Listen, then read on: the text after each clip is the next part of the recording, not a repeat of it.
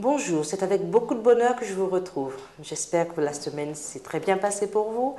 Alors nous y voilà à nouveau, nous vous invitons à suivre cette étude avec nous. Nous continuons à étudier des personnages illustres et des moins illustres. Aujourd'hui, Jean-Guy, c'est toi qui vas nous conduire dans l'étude. Bonjour Jean-Guy. Bonjour. Je suis très contente que tu sois avec nous aujourd'hui. C'est toi qui vas conduire la classe. Tout à fait. Enfin, le groupe, du moins, d'études de la Bible. L'étude. Tu vas nous parler de deux personnages importants aujourd'hui. En tout cas, un jeune homme qui fait l'admiration de tous. Hein. Quels sont les deux personnages dont tu vas nous parler aujourd'hui? Alors, je vais parler de Anne, qui doit apprendre sa propre valeur. Et puis, je parlerai de Jonathan, qui est né pour être un grand homme. Oui. Et qu'on va se voir aux yeux de qui il est un grand homme, de son père ou de Dieu. Très bien. Une femme, une future mère, hein, c'est ça. Et un jeune homme qui va vraiment nous épater par sa grandeur d'âme. En tout cas, je vous invite à nous suivre et on se retrouve à la fin de l'étude. Bonsoir à chacun, bonsoir à Laurent, bonsoir à Viviane d'être avec nous. Merci aussi aux uns et aux autres qui veulent profiter de cela et sentez-vous comme on va être tous ensemble à travers ces quelques instants de partage de notre sujet. Alors, nous aimerions prendre le sujet d'Anne, l'apprentissage de sa propre valeur. C'est-à-dire Anne qu'on va voir dans sa vie, qui s'est posé des questions sur mais qu'est-ce qu'elle vaut devant Dieu. Et c'est un petit peu souvent la question que chacun a une conscience de sa propre valeur. Et c'est une des choses peut-être les plus difficiles à acquérir. Que valons-nous dans ce monde face à des milliards de personnes, parmi tant d'autres? Combien de millions d'êtres humains périssent dans une guerre, sans laisser de traces? Et il y a des tas d'hommes et de femmes qui naissent. Qu'est-ce que nous valons, nous, face à cela? Et bien sûr, qu'est-ce que va dire la Bible? Elle va dire, oui, nous sommes des êtres créés à l'image de Dieu. Notre vie a un sens, a un but. C'est clair. Et à travers donc la vie d'Anne, une vie sans prétention, ni politique, ni religieuse, eh bien, nous allons découvrir un Dieu qui nous aime, de manière intime et personnelle, un Dieu qui nous dit que nous avons de la valeur, même lorsque le monde tout autour de nous et les gens autour de nous nous font croire que nous sommes rien. Nous avons de la valeur parce qu'il y a un Dieu qui nous aime. Alors peut-être avant de partager vraiment ce moment, nous allons prier ensemble avec Laurent, si tu veux. Père éternel, merci pour ce moment de partage que tu nous permets d'avoir autour de ta parole. Que tout ce qui puisse être dit à ce moment puisse être glorifié par toi et conduit par toi, Seigneur. Que tu puisses nous accorder ton Saint-Esprit afin que tu puisses nous donner le discernement afin de comprendre le message que tu veux nous apporter. Guide chacun de nous et conduis-nous par ton Saint-Esprit. C'est ce que je te demande en Jésus notre bien-aimé Sauveur. Amen. Amen.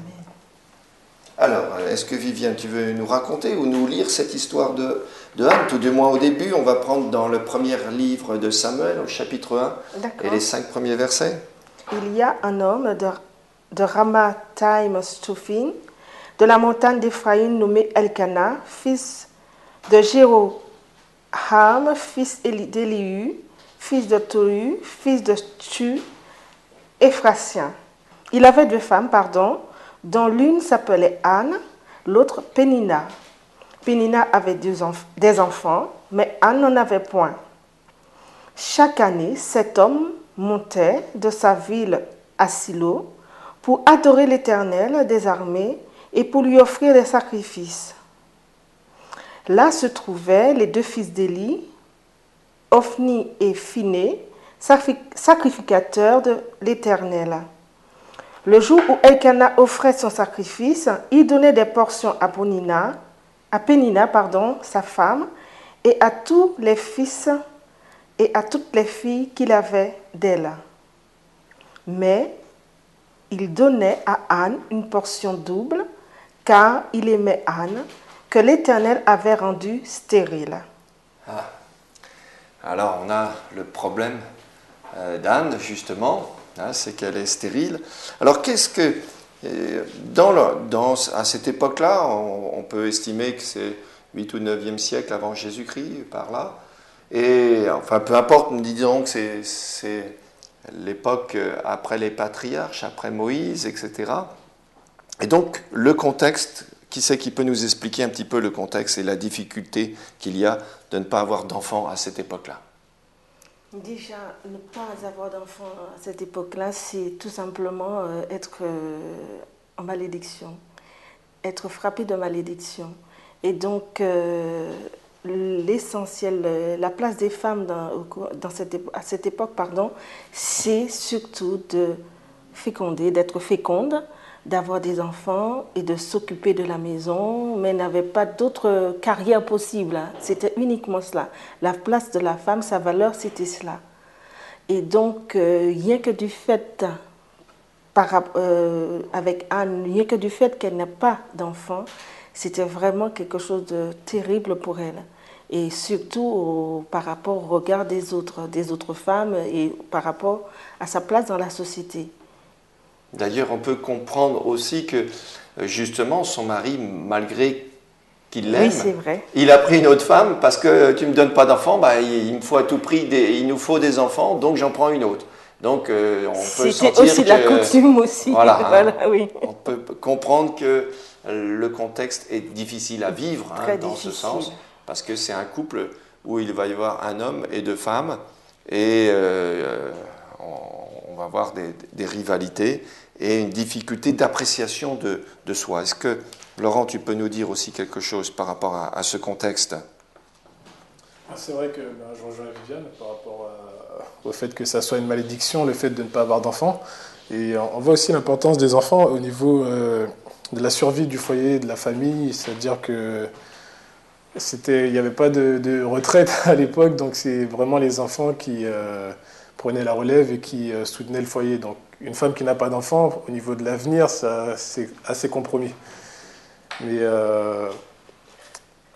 Et donc oui, c'est vrai que par rapport à ça, on voit que dans le contexte historique, comme Dieu dans le peuple d'Israël était très présent, c'est comme si on était puni de Dieu le fait de ne pas avoir d'enfants. Que ce soit l'homme ou la femme qui tombe stérile, c'est, comme disait Viviane, c'est une malédiction directement envoyée par Dieu. Là, effectivement, je ne sais pas comment vous le vivez, mais se sentir puni de Dieu, c'est ce mot très fort, puni de Dieu, frappé de Dieu, un peu maudit, abandonné, oublié presque de Dieu, fait que malgré tout l'amour du mari, on a vraiment l'impression que c'est très difficile à vivre pour Anne, une situation un peu de désespoir, on est désemparé, enfin on peut se mettre dans les sentiments d'Anne qui vit ça. Et je ne sais pas si vous avez des amis, mais qui ne peuvent pas avoir d'enfants, et c'est quand même un drame, ils le vivent très très très très mal. C'est vrai que cette question est là, qu'est-ce que je vaux aux yeux de Dieu? Comment je me ressens? Est-ce que je me sens puni, frappé de Dieu, oublié par Dieu? Et vous, mes amis, comment vous sentez-vous? Savez-vous que Dieu vous aime d'une manière personnelle? Est-ce que vous savez que Dieu a des intentions particulières? Il y a autour de nous des croyants qui se sentent vraiment aimés de Dieu, d'autres qui se sentent oubliés de Dieu. Ils ont beau être croyants, ils se sentent vraiment pas aimés de Dieu. Est-ce que vous savez que Dieu vous aime, qu'il vous aime personnellement, qu'il prend soin de vous, et que malgré les apparences, et c'est ce qu'on va voir avec l'histoire de Anne, eh bien, il est là et il entend. Alors, on va voir quelles sont d'autres épreuves d'Anne. Au verset 6 et 7 aussi, parce que ça ne s'arrête pas là, justement.